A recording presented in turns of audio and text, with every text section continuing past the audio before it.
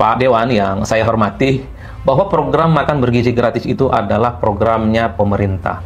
Kita dengarkan dalam debat-debat Pilpres bagaimana Prabowo Subianto dan Gibran Rakabuming Raka menjadikan program makan bergizi gratis itu adalah program strategis, program jualan, dan program unggulan, terutama untuk melahirkan kualitas SDM yang ini diharapkan untuk menuju Indonesia Emas 2045. Jadi ini program pemerintah, bukan program rakyat. Jadi sulit sebenarnya bagi kita semua membayangkan rakyat Indonesia yang dermawan itu akan berkontribusi dalam konteks ini.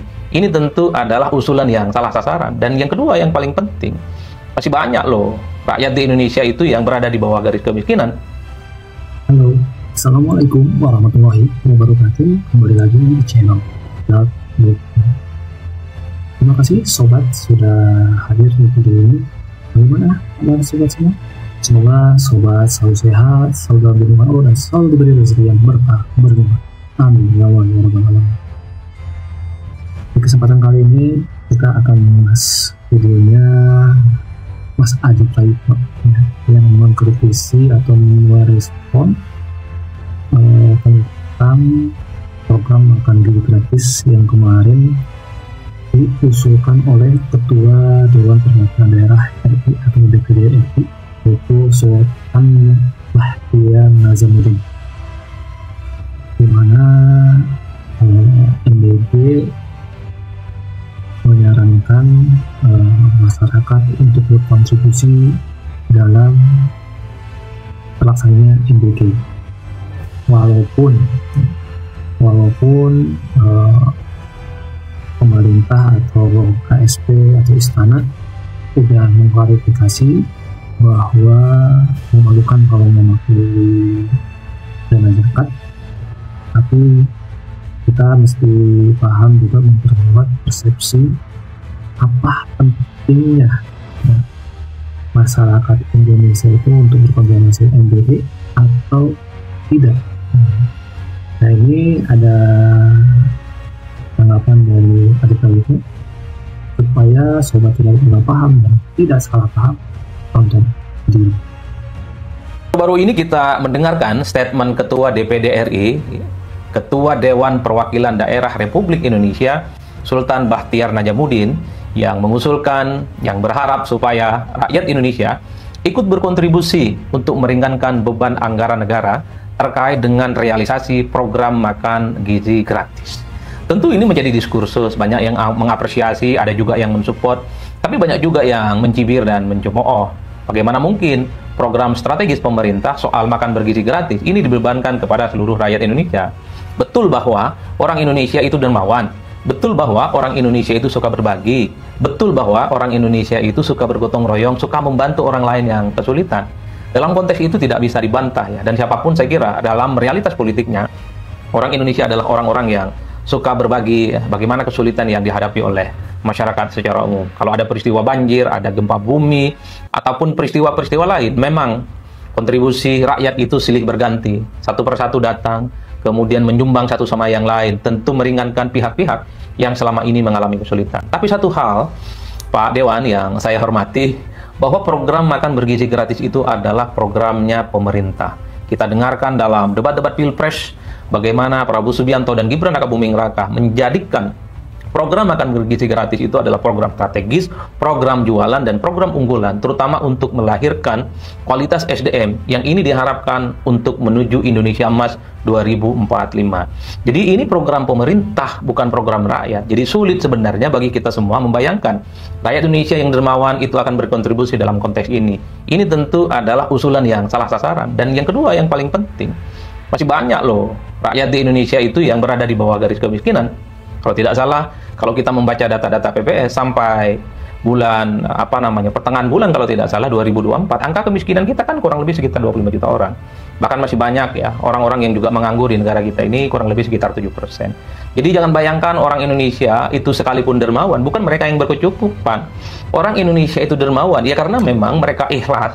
di tengah keterbatasan mereka itu untuk membantu orang lain. Itulah yang saya sebutkan. Jangan bayangkan seluruh orang Indonesia itu seperti anggota dewan, seperti anggota DPD, seperti para pejabat dan seperti para menteri-menteri. Itulah yang kemudian menjadi bully-bulian dan kemudian menjadi pergunjingan sampai hari ini. Bahwa janganlah misalnya program pemerintah yang saya kira anggarannya ini sudah ditetapkan. Kita tahu misalnya untuk makan bergizi gratis tahap pertama, ini anggarannya memang 71 triliun untuk sampai akhir di tahun 2025 diperkirakan kurang lebih sekitar 210 triliun. Angkanya memang cukup fantastis. Kalau memang negara kesulitan untuk membiayai program strategis ini, ya saya kira memang harus mengurangi pos-pos kinerja yang selama ini memang cukup boros, misalnya soal fasilitas pejabat publik, mungkin juga mengurangi misalnya rapat-rapat di tempat yang mewah, mengurangi kunjungan ke luar negeri, ataupun misalnya mengevaluasi program-program strategis nasional yang secara kemanfaatan bagi rakyat dan kemanfaatan untuk pertumbuhan ekonomi itu belum dirasakan. Jadi inilah yang saya kira disebut sebagai rekayasa sosial ekonomi, supaya program hebat, program makan bergizi gratis itu memang anggarannya cukup available. Tidak perlu misalnya mengusulkan rakyat yang harus berkontribusi terkait dengan program pemerintah ini. Niatnya baik, tapi bahwa jangan pernah masyarakat kita itu membayangkan adalah mereka yang juga berkecukupan secara umum. Apalagi misalnya memasuki tahun 2025 ini, tahun ekonomi yang saya kira tidak mudah. Semakin banyak orang yang berkelahi dalam hidupnya untuk menghadapi bagaimana kesulitan-kesulitan ekonomi yang kemudian terus menghampiri mereka. Itulah yang kemudian menjadi perguncingan. Nggak lucu ini usulan. Jangan pernah memanfaatkan sikap dermawan, sikap gotong royong rakyat Indonesia itu untuk membantu program pemerintah yang saya kira memang anggaran dan portofolio, bagaimana postur anggarannya itu sudah ada dalam APBN kita. Kalaupun toh misalnya negara kita itu kesulitan untuk merealisasikan bagaimana anggaran terkait dengan makan bergizi gratis ini, ya jangan sekali lagi membebankan kehidupan rakyat Indonesia. Apalagi misalnya baru-baru ini sudah ada kebijakan yang terkait dengan naiknya 12%. Itu kan berdampak secara signifikan. Oleh karena itu, sebelum meminta kepada rakyat Indonesia berkontribusi, ikut meringankan bagaimana persoalan-persoalan yang dihadapi pemerintah terkait dengan sektor anggaran soal program makan bergizi gratis, saya usulkan mulailah dari pejabat-pejabat di Republik ini. Mari kita hitung satu persatu. Misalnya jumlah dewan, yaitu Dewan Perwakilan Daerah DPD Republik Indonesia, itu ada sekitar 152 orang. Ini adalah senator yang ada di Senayan yang saya kira di atas rata-rata. Mereka itu secara ekonomi berkecukupan. Ayo, Pak Ketua DPD, mulailah dari Pak Ketua DPD dan ajak seluruh anggota DPD yang ada di DPR, yang ada di Dewan, 152 orang, sisihkan sebagian. Syukur kalau semua gaji dan fasilitas yang mereka terima itu kemudian dikembalikan kepada negara untuk meringankan terkait dengan anggaran makan bergizi gratis. Kalau itu dilakukan, mantap. Bukankah kita sering mendengar bahwa ketika mereka melakukan kampanye politik, katanya mereka itu tidak butuh apapun, mereka itu tidak mengejar fasilitas, mereka itu tujuannya adalah untuk mengabdi kepada bangsa dan negara. Nah, ini adalah momen bagaimana para anggota-anggota DPD yang jumlahnya 152 orang ini memulai satu gerakan untuk berkontribusi, untuk menyumbang bagaimana terkait dengan program makan bergizi gratis. Setelah itu, mintalah kepada anggota DPR RI, Dewan Perwakilan Rakyat Indonesia yang jumlahnya 580 orang. Kita kan juga sering mendengar para anggota-anggota dewan dulu waktu debat kandidat, waktu penyampaian visi misi, waktu berkunjung dari satu tempat ke tempat yang lain, mereka mengatakan mereka itu mengejar anggota dewan, bukan jabatan yang mereka kejar, bukan fasilitas yang mereka cari, bukan gaji yang kemudian fantastis yang mereka buru, tapi mereka jadi anggota dewan adalah untuk mengabdi kepada bangsa dan negara. Jadi ini adalah momen yang kedua bagi saya, para DPR RI yang jumlahnya 580 orang harus juga memulai. Mintalah kepada mereka yang rata-rata orang kaya, yang rata-rata fasilitasnya cukup fantastis, untuk mengkontribusikan, menyisihkan sebagian gaji mereka. Syukur kalau semua gaji mereka itu disumbangkan untuk meringankan negara terkait dengan program makan bergizi gratis. Jadi kalau dijumlahkan, ini sudah luar biasa. 152 anggota DPD plus 580 anggota DPR. Ini kan kurang lebih sekitar 700-an anggota DPR plus DPD kalau memulai gerakan menyumbang meringankan program makan bergizi gratis, saya kira ini akan menjadi semantap-mantapnya solusi. Tentu ini akan memantik orang-orang pemilik modal, oligarki yang jumlahnya 1-2% di negara kita ini juga minta mereka berkontribusi. Mereka mengambil kekayaan kita, mereka mengambil keuntungan ekonomi kita. Minta juga kepada mereka yang jumlahnya cuma 2%, menguasai kekayaan Indonesia, orang kaya di Indonesia, secara perlahan juga harus berkontribusi. Bagaimana meringankan terkait dengan biaya program makan bergizi gratis. Tidak berhenti di situ tentu saja. Kalau kita hitung juga saat ini, kabinet, para pembantu, kemudian kepala staf, wakil menteri, kepala badan, dan seterusnya, yang ada di sekitaran Prabowo Subianto dan Gibran, total dari mereka itu adalah kurang lebih sekitar 108 orang.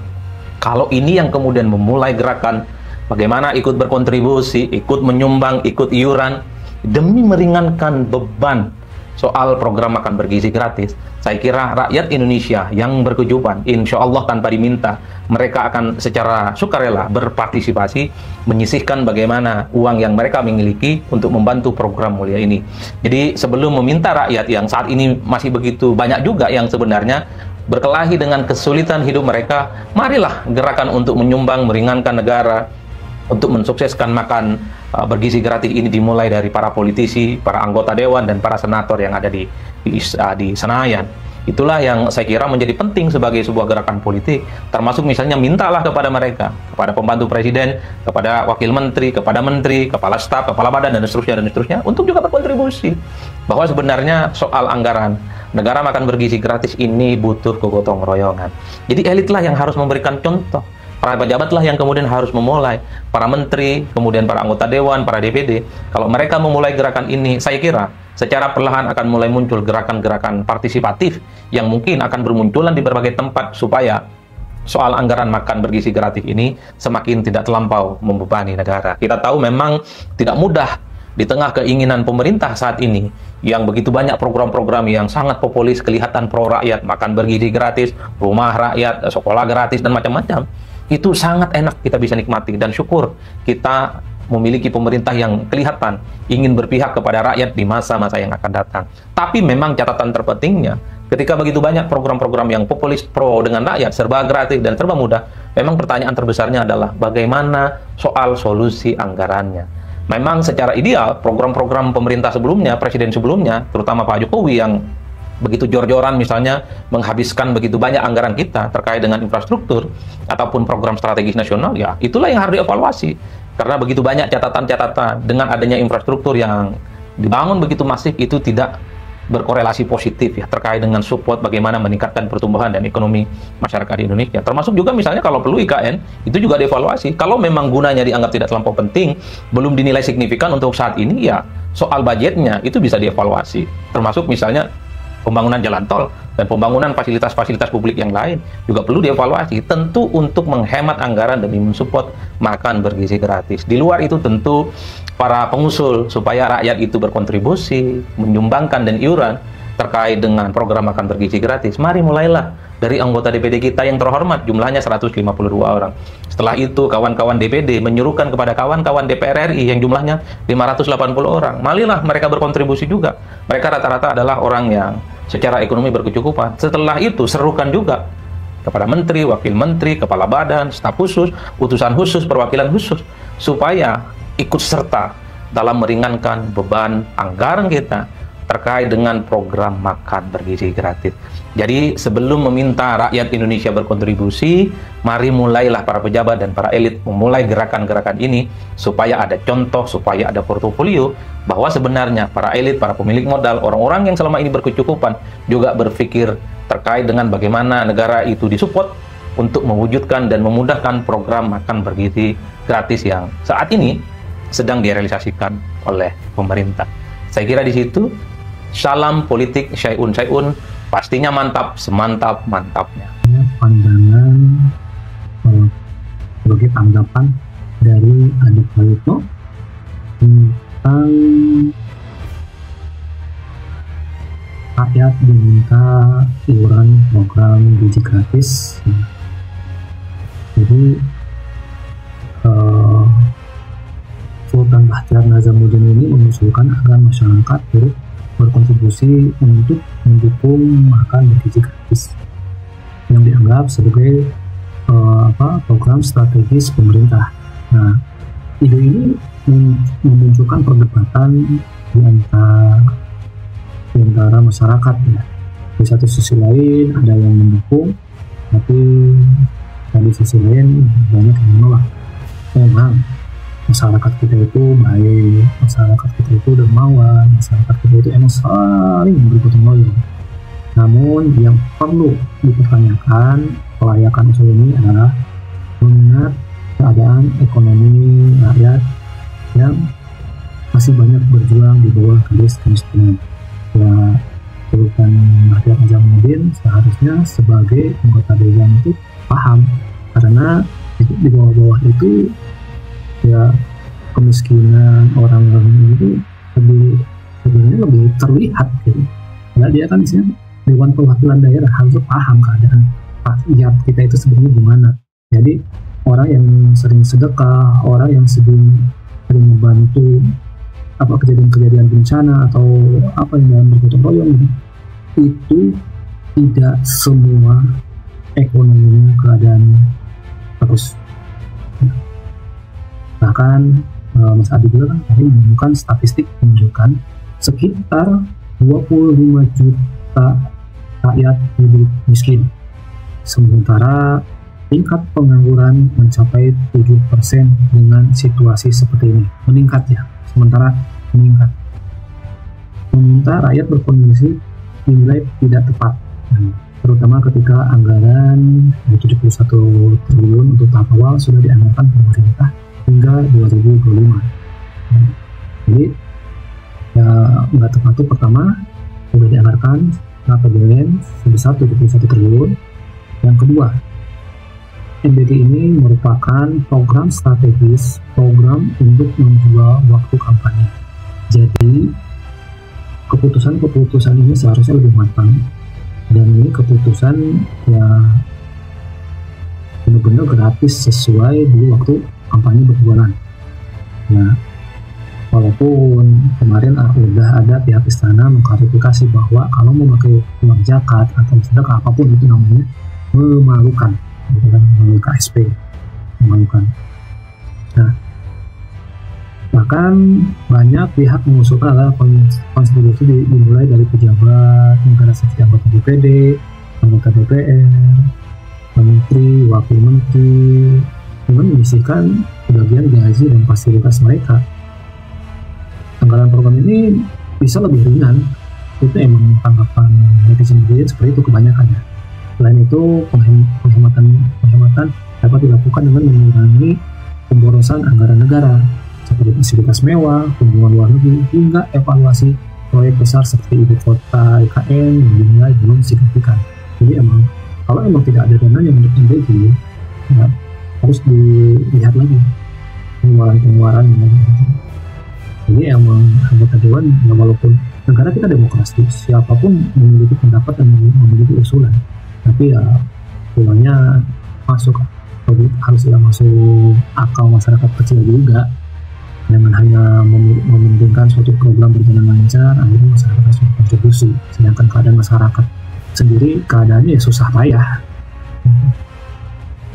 Jadi kesimpulannya di video ini, usulan itu baik, tetapi eksekusinya perlu diarahkan lebih bijak. Sebelum meminta rakyat untuk berkontribusi dan untuk berkorban, sebaiknya para pejabat memberikan contoh yang nyata dulu. Gerakan ini bisa menjadi gerakan langkah awal menciptakan gotong royong lebih terorganisir dan berdampak positif. Gitu. Gimana tanggapan sobat semua? Yuk tanggapi dengan video ini di kolom komentar. Jangan lupa ya untuk like, share, dan bagi sobat yang belum subscribe, mohon subscribe-nya. Semoga channel ini bisa terus berkembang. Terima kasih sobat sudah nonton sampai akhir video ini. Wassalamualaikum warahmatullahi wabarakatuh.